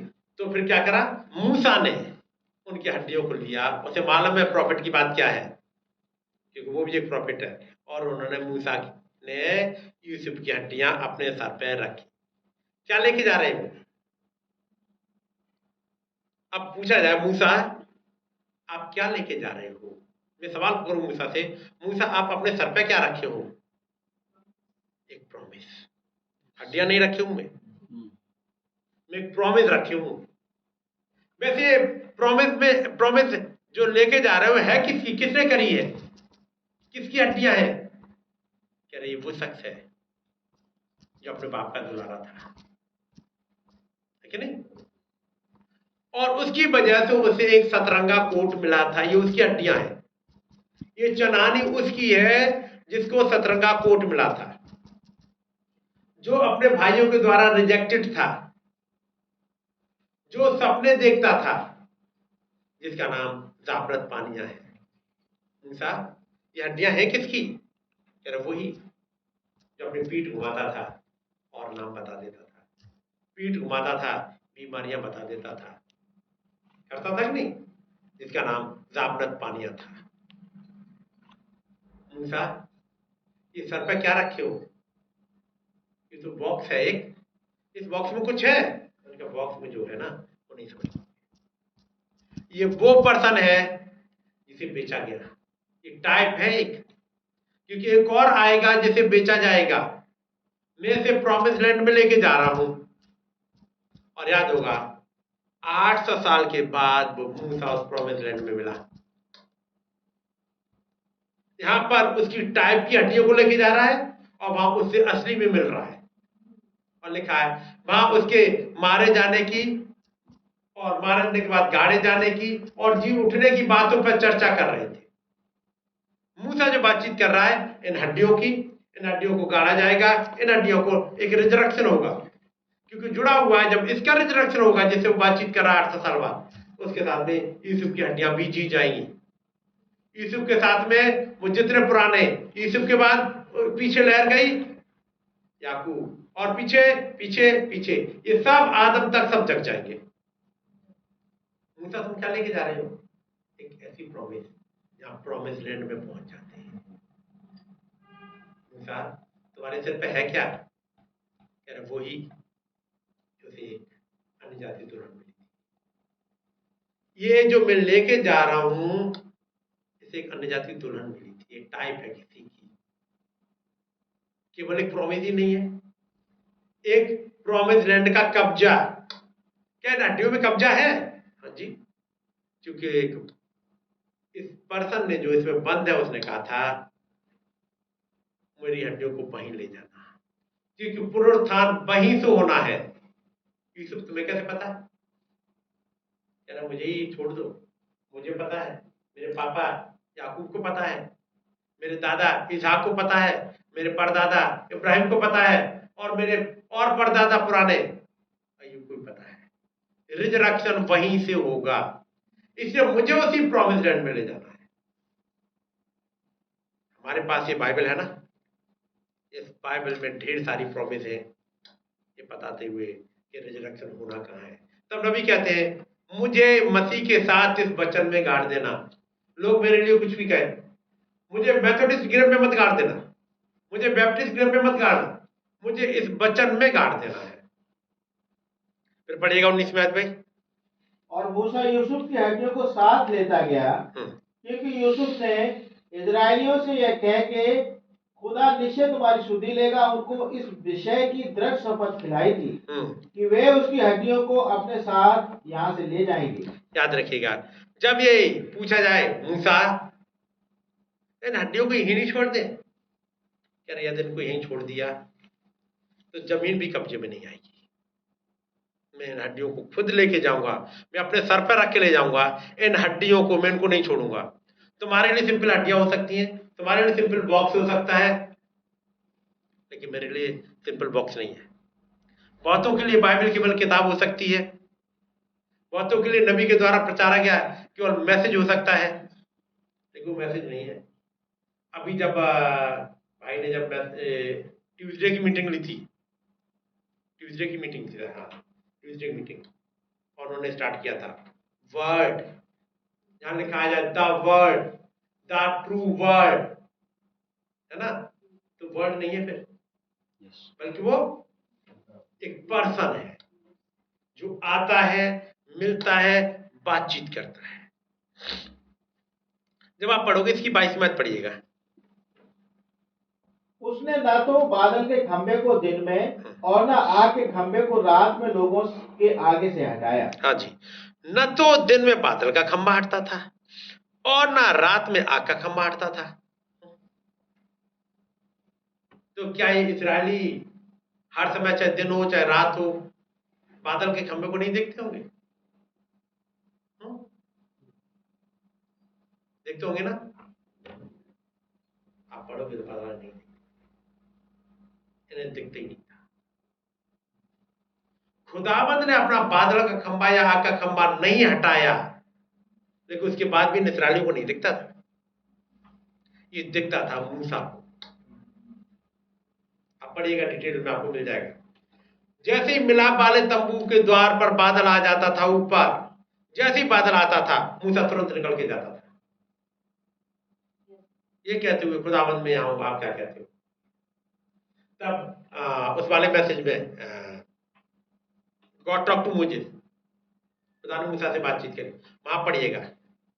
और वहां पर लिखा हुआ है, जो पिछले दिनों हम पढ़ चुके थे, पिछली बार तो पढ़े ही थे, वो तमाम हिस्सा, कि कभी वो बादल एक दिन रुकता था, पढ़ा था ना, कभी एक हफ्ते रुकता था, कभी एक महीने रुकता था, कभी एक साल रुक गया, कभी वो सांझ को आता था सुबह ही चल देता था, लेकिन सबको देखता कौन था? मूसा। जैसे मूसा ने देखा मिलाप वाले तंबू के ऊपर से बादल हट गया है, अब मूसा अनाउंस करेगा, इसलिए वहां पढ़ा होगा तुरैया बनवाई गई थी। पिछली बार पढ़ा था शायद, तो हमने गिनती में गिनती पढ़ा है ना, गिनती शायद 20 पढ़ा था, तो उसके पहले ही हुआ गिनती, यहाँ से ये निकले हैं 12, हाँ 10, गिनती 10 पहले से। फिर यहोवा ने मूसा से कहा, चांदी की 2 तुरैया गढ़ के बनाई जाए, तू उनको मंडली के बुलाने और छावनियों के प्रस्थान करने में काम में लाना, और जब वे दोनों फूकी जाएं, तब सारी मंडली मिलाप वाले तंबू के द्वार पर तेरे पास इकट्ठी हो जाए। परंतु यदि एक ही तुरई फूकी जाए, तो प्रधान लोग जो इजराइल के हजारों के मुख्य पुरुष हैं तेरे पास इकट्ठे हो जाए। जब तुम लोग सांस बांधकर फूको तो पूर्व दिशा की छावनियों का प्रस्थान हो, और जब तुम दूसरी बार सांस बांधकर फूको तब दक्षिण दिशा की छावनियों का प्रस्थान हो। उनके प्रस्थान करने के लिए वे सांस बांधकर फूके, और जब लोगों को इकट्ठा करके सभा करनी हो तब भी फूकना। अब वो फूकने के अलग अलग तरीके बताए। कौन फूकेगा? उनके फूकने के लिए लोग हैं, लेकिन जब लिखा है फिर यहोवा ने मूसा से कहा, चांदी की 2 तुरैया गढ़ के बनाई जाए, तू उनको मंडली के बुलाने और छावनियों के प्रस्थान करने के काम में लाना, तू काम में लाना। और इसी के जस्ट ऊपर 22 में ऐसे में पढ़ रहा हूं, वो बादल चाहे 2 दिन, चाहे 1 महीना, चाहे वर्ष भर, जब तक निवास पर ठहरा रहता, तब तक इस्राएली अपने डेरों में रहते थे और प्रस्थान नहीं करते थे। परंतु जब वो उठ जाता तब वे प्रस्थान करते थे। यहोवा की आज्ञा से वे अपने डेरे खड़े करते और यहोवा ही की आज्ञा से वे प्रस्थान करते थे। किसी आज्ञा से? वो यहोवा की आज्ञा से प्रस्थान करते थे। इनको डायरेक्ट इंस्ट्रक्शन किससे मिलती थी? यहोवा से। आगे, जो आज्ञा यहोवा मूसा के द्वारा देता था उसकी वे माना करते थे। डायरेक्ट यहोवा से ले लो, डायरेक्ट माइटी एंजल से किताब ले लो, मिलेगी ही नहीं, क्योंकि अगली एक लाइन और तो लिख दी गई। इंस्ट्रक्शन मूसा के थ्रू आती थी, जो निकासी का नबी है। तो आज के समय की निकासी के लिए जो निकासी का नबी है उसी से आएगी, है ना। जब जब मोहरें खुली, किसी भी मैसेज में आपने नहीं पढ़ा होगा, और जैसे ही पहली मोहर खुली तब उस युग के सारे लोग आए यहां पर और यहां से मैसेज लेके गए। ऐसा हुआ नहीं, उस युग का दूत आया, मोहरें खुली, उस युग का दूत आया, उसने मैसेज लिया और यहां से लेके गया, है कि नहीं? कि वो खुद आके लेके चले गए, सारे लोग नहीं आए। यहोवा आज्ञा दे रहे हैं मूसा को। चिन्ह किसको दिखाई देगा? मूसा को। ये वाला चिन्ह जो दिखाई दिया था किसको दिखाता है? फोटो में छप के आज सबके पास है फोटो। चिन्ह किसको दिखाई दिया था? भाई ब्रैनम। और जब भाई ब्रैनम से कहा दूत ने, अब जाओ पूरब की तरफ, अब जाओ अपने चर्च जेफरसन विले में, वहां जाके प्रचार करो। हर दिन दूत इन भाई ब्रैनम से मिलने आता था कि नहीं? आएगा, इनको बताएगा, इनसे कहेगा अपने नोट्स हटाओ। बाकी पहली मोहर पढ़ के, अब जैसे भाई ब्रैनम यहाँ पे स्टडी कर रहे हैं तो कुछ और भी बैठे होंगे, चलो हम भी तो देख रहे क्या क्या है, पहली मोहर भाई ब्रैनम प्रचार करेंगे, पहले से थोड़ा पढ़ लें। वो दूत ने जाके बाकी किसी से नहीं कहा कि अपने नोट्स फेंको, अपने नोट्स हटाओ, मैं बताऊंगा। ये इनके पास आए, इंस्ट्रक्शन इनको दे रही हैं, करेक्शन इनको बता रहे हैं। किनको? एक नबी को। और जब इनको साइड कर दो तो मैसेज मिल पाएगा? नहीं मिलेगा। इसलिए लिखा है, और यहोवा की आज्ञा से वे अपने डेरे खड़े करते और यहोवा ही की आज्ञा से वे प्रस्थान करते थे। जो आज्ञा यहोवा मूसा के द्वारा देता था, आज्ञा तो आ रही है यहोवा की ही थ्रू मोजेस, निकासी के नबी के द्वारा। वैसे ही हर एक युग में उस युग का दूत जाता था, मोहरों का मैसेज लेके आता था, जो कुछ भी उसे पकड़ पाया और वो प्रचार करता था। अब यहां पर तुरैया फूकेंगे, और जब तुरैया फूकी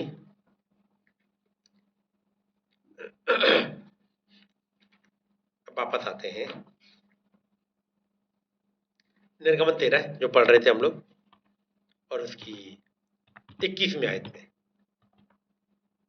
और यहोवा उन्हें दिन को मार्ग दिखाने के लिए मेघ के खंभे में और रात को उजियाला देने के लिए आग के खंभे में होकर उनके आगे आगे चला करता था, जिससे वे रात और दिन दोनों में चल सके।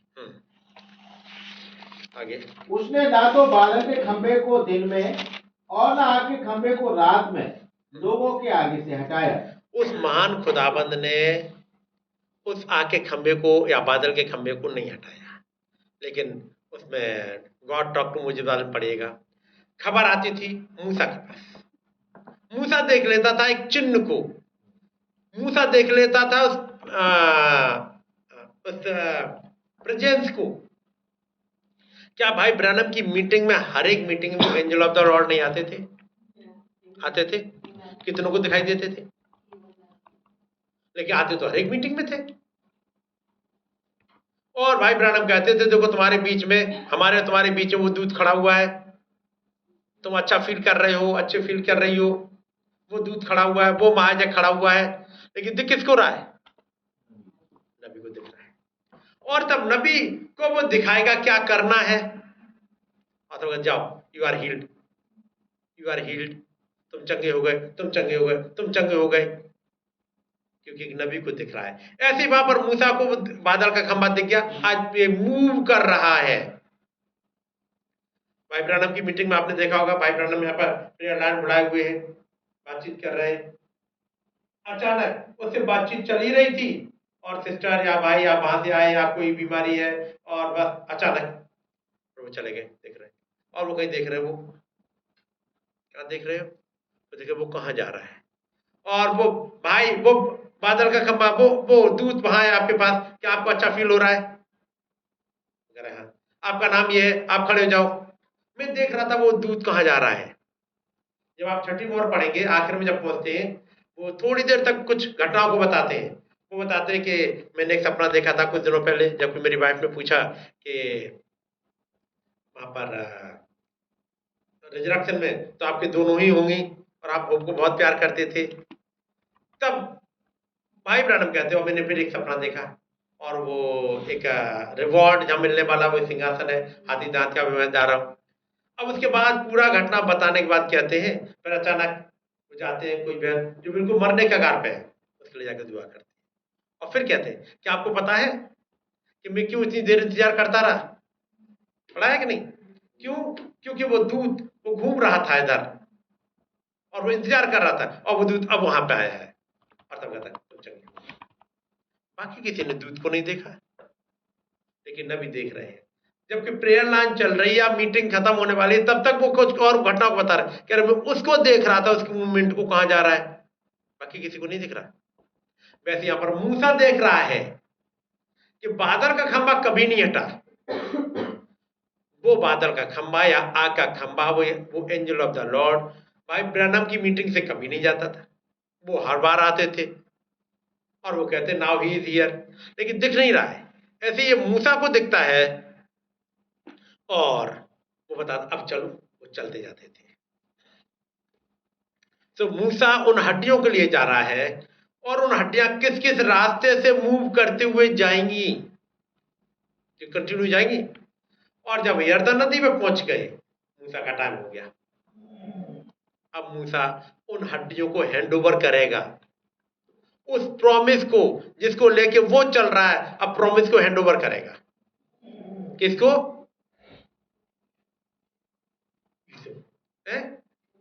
जोशुआ को। जोशुआ कौन था? किस गोत्र का है जोशुआ?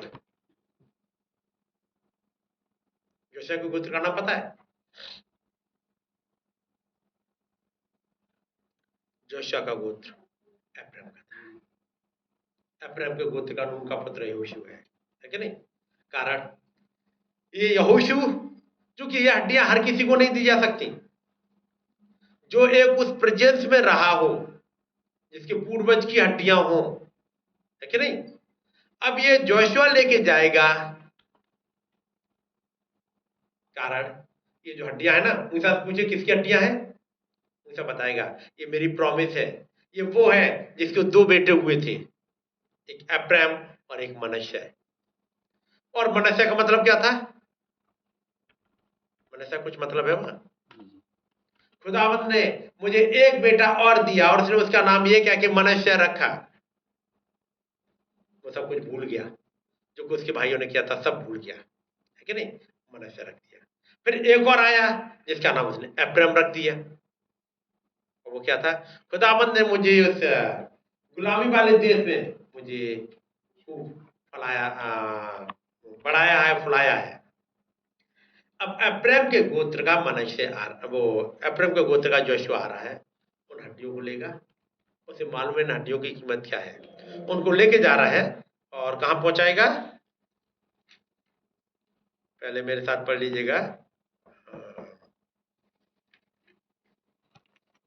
गिनती 12 अध्याय, गिनती 12 13 अध्याय, गिनती 13 उसकी 16वीं आयत पढ़िएगा।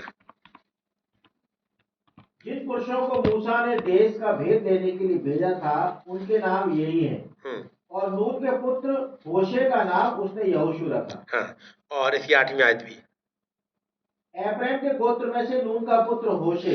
एप्रैम के गोत्र में से है कि नहीं, जो इनका उसी यूसुफ के खानदान में, क्योंकि एक प्रॉमिस लेके जा रहा है। अब वो अपने पूर्वजों की हड्डियों को लेके जा रहा है, केवल हड्डियां नहीं है, एक प्रॉमिस है, उसकी प्रॉमिस है जो टाइप है मसीह की। तो इस युग में फिर मसीह के चिन्ह को लेके चल रहा है वो।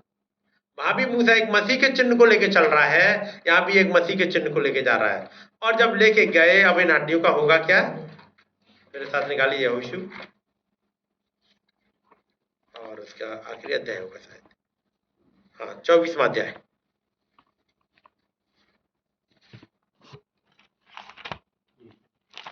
और उसकी 32वीं आयत। फिर यूसुफ की हड्डियां जिन्हें इजरायली मिस्र से ले आए थे, वे शकेम की भूमि में उस भाग में गाड़ी गई जिसे याकूब ने शकेम के पिता हमोर के पुत्रों से 100 चांदी के सिक्कों में मोल लिया था। इसलिए वो यूसुफ की संतान का निज भाग हो गया। अब यहाँ भी वो हिस्सा जो याकूब ने खरीद लिया था, और यही हिस्सा था जो यहोशू का था। यहोशू का हिस्सा है ये। यहोशू ने उसको अपने ही जगह में मिट्टी दे दी, यानी यहोशू लेके गया उन हड्डियों को अपने, जहां पर उसकी हड्डियां गड़ेंगी यहोशू की, उसने वहीं हड्डियों को गाड़ा, उसी वाले देश में अपने साथ ही, ताकि इन हड्डियों के साथ मैं भी गड़ जाऊं। मैं दूसरी जगह जाना ही नहीं चाहता, मैं अपनी प्रॉमिस के साथ ही गड़ना चाहता हूं। काश मैं और आप अपनी इस प्रॉमिस के साथ, अपने इस टोकन के साथ गड़ पाए, बाकी सारी चीजें पीछे छोड़ते हुए, चाहे हड्डियों का बोझ कितना ही हो। हड्डियां ले जाना जरूरी है, ये प्रॉमिस ले जाना जरूरी है। अपना हिस्सा कुछ भी छूट जाए, यदि हड्डियां साथ में जा रही हैं, एक रिजरेक्शन निश्चित है। तो मूसा इन हड्डियों को ऐसे ही नहीं ले जा रहा। क्या करते वो उन्होंने, यूसुफ ने क्या दिया, लानी पड़ रही है, मजबूरी है। ये मजबूरी नहीं है। तो अपने चाहते हो एक हिस्सा जो नबी मैसेज कहते हैं उसको देखेंगे। ये इस्राएली बर्बाद क्यों हो रहे थे? क्योंकि वो बार बार अपनी प्रॉमिस को भूल जा रहे थे। क्यों निकले हैं भूल जा रहे हैं? जब आप भजन संहिता पढ़ोगे 105 या 106 में है, वो बार बार लिखा, ये बातें उनके मन में नहीं बैठी, वो बार बार भूल जा रहे थे। इसलिए भाई जब कह रहे होते हैं, जो आपने सुना होगा, कि यदि मैसेज में आए, और जब इब्रानी पढ़ रहे थे, और वो भूमि जो वर्षा का पानी पड़ा, ज्योति बोई गई, यदि वो ऊंट कटारे उगाए, तो फिर उसका अंत जलाया जाना है। और तब उस बात को एक बात कह रहे थे वो, जिन्होंने स्वाद तो चखा, स्वाद चखा, उसके बाद भटक गए। तब वो पॉइंट ले रहे, आ गए मैसेज में, फिर चले गए, फिर आके बपतिस्मा ले लिया, एक बार ले लिया, 2 बार ले लिया, 3 बार ले लिया, है ना। किसी को शायद 3 बार भी दिए हैं। तो उन्होंने पूछा कितने बार लोगे? उसका मतलब यदि बपतिस्मा ले लिया उसके बाद भटक रहे हो, तो वो कहते हैं मैं बपतिस्मा तो दे देता हूँ, सुना होगा सेंटेंस, बपतिस्मा तो दे देता हूँ, लेकिन आगे क्या होगा इसके बारे में कुछ नहीं कह सकता। उसका मतलब यदि एक बार जब आपको वचन मिल गया और उसके बाद भटक गए, बैक स्लाइड हो गए, नहीं अब फिर आगे फिर बपतिस्मा ले लेंगे, हो सकता है आप आ जाओ, हो सकता है पास्टर आपको वो कर दे, लेकिन यदि मैसेज को रिजेक्ट करके चले गए, उसके बाद वापस आए, आओगे चलोगे। लेकिन इस्राएली आए, फिर कुड़कुड़ाए, फिर चले गए, फिर आए, फिर कुड़कुड़ाए, करते रहे, लेकिन जंगल में ढेर हो गए, पहुंचे नहीं। वो चलते रहे इस्राएली के साथ, मन्ना खाते रहे, लेकिन वो चीज मिल नहीं पाई जो मिलनी चाहिए। इसलिए मैसेज के साथ बहुत ही अलर्ट होकर चलने की जरूरत होती है कि पिछड़ ना जाए, क्योंकि जैसे ही पिछड़े अमालेकी तैयार है। देखा होगा, पिछली बार देख रहे थे, अमालेकी बात तैयार बने रहते कि जैसे ही आप पिछड़े वो आ गए। इसलिए आप कैसे भी रहे हो, कैसी भी जिंदगी रही हो, यदि एक बार मैसेज पकड़ लिया है तो हर संभव खुदावंद से ये दुआ करना कि खुदावंद मैं रिजेक्ट करके ना चला जाऊँ, क्योंकि रिजेक्ट करके चले जाना बड़ा खतरनाक वाली बात होती है। फिर वो कहते हैं मुझे नहीं पता, मैं जरूर बपतिस्मा दे दूंगा। कल आपने वो, जहाँ तक मैं सोचता हूँ, वो एक एंगेजमेंट का मैसेज था, मैंने भेज दिया था, शायद आप लोगों ने सुन लिया होगा, और नहीं सुनाया तो सुन लीजिएगा। लेकिन आपने सुना होगा आखिर में वो बोलते जा रहे हैं, जब एक एंगेजमेंट को पढ़ रहे हैं और आखिर में कह रहे हैं मैं तो बोलता जा रहा हूँ, मुझे नहीं मालूम कितनों की कितनी समझ में आ रहा है, लेकिन मैं बोलता जा रहा हूँ। ये सुना सेंटेंस आप लोगों ने? जिन्होंने सुना होगा वो सुना होगा, जिन्होंने आखिर में कहते हैं मैं तो बोल, क्योंकि वहां स्पीड उनकी बहुत तेज बढ़ती जा रही है, कह रहे मैं तो बोलता जा रहा हूँ, लेकिन मुझे नहीं आइडिया, मुझे नहीं पता कितने लोग समझ रहे हैं।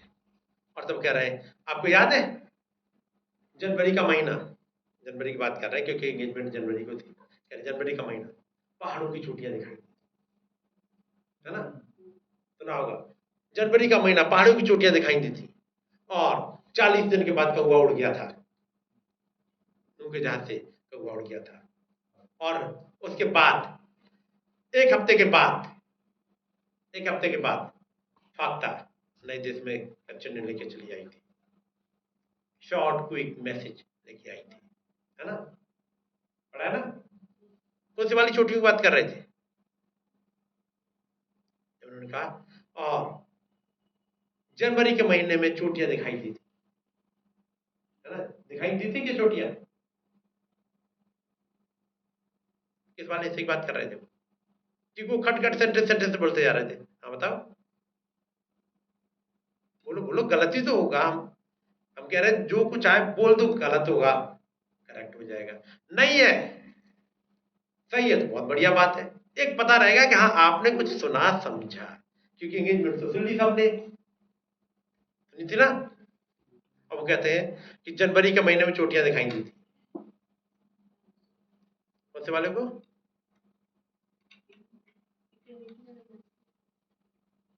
तो जनवरी का महीना कहाँ था, कौन से वाले की बात कर रहे हैं वो? क्योंकि उन्होंने सारे मैसेज लिए हुए हैं, मालूम एक मैसेज कब लिया था? 31 दिसंबर, इससे 31 को नहीं, कुछ साल पहले, याद है 5-6 साल हो गए होंगे तब उन्होंने लिया था। कब? हाँ कोविड से पहले का है, कि वो चोटियां दिखाई दी जनवरी में, कौन सी चोटी दिखाई दी, कौन सा मैसेज लिया था? अब वो बात कर रहे थे नूह के समय की, है ना, वो क्या था?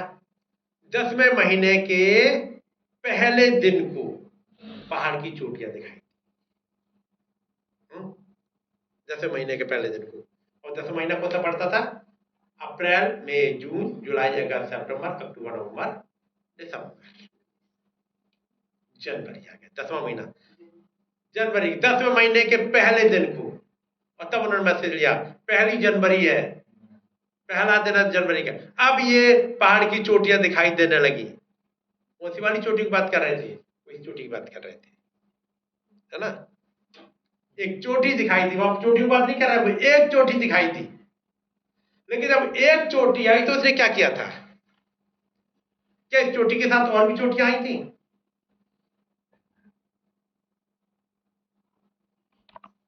इस चोटी के साथ बहुत ढेर सारी चोटियां आई। ये चोटी आई 1963 में, ठीक 1 साल बाद भाई ब्रानम उसी जगह जाते हैं 1964 में, और तब फिर एक वर्ल्ड विंड आता है और वो हवा ऊपर से नीचे तक ऐसे उठती हुई जाती है। तो भाई ब्रानम कहते हैं जो भाई साथ में भाई वो है, उनके बैंक नहीं है, दूसरे एक और जाते थे साथ में, साथ भी नहीं, एक और भाई, उनसे कहते हैं भाई आप जरा हट जाना, जरा हट के रहना, अभी वो वर्ल्ड विंड फिर से आएगा। आया वर्ल्ड विंड और से वो तमाम पहाड़ों की चोटियां काट दी, और नबी कहते हैं वो हर एक पिरामिड की शेप की थी। जब एक चोटी आई 1 साल बाद उसने ढेर सारी चोटियां काट दी, क्योंकि वही एक चोटी ढेर सारी चोटियों को लेके आई थी, और वो चोटी क्या थी? ढेर सारी चोटियां मेरे और आपकी थियोफनी, ये उनकी थियोफनी थी। 1 साल बाद ढेर सारी थियोफनी अब अस्तित्व में दिख रही हैं, क्योंकि मैसेज 1 साल चला है, मोहरें खुल चुकी हैं, 7वीं मोहर खुल चुकी है, अब बाकी चोटियां भी आना स्टार्ट हो गई। एक बवंडर में चोटियां आने लगी। फिर वो कहते हैं 40वें दिन कौवा निकल गया। वो क्या था? फरवरी 10। और फिर 2013 में एक घटना घटी थी, फरवरी 10 पोप ने रिजाइन किया था। उसके बाद दूसरा पोप आया था, पढ़ा होगा। और वहां लिखा है, और पहले उसने कौवा उड़ा दिया, नूह ने, कौवा वापस नहीं लौटा। फिर उसने एक फाख्ता को उड़ाया,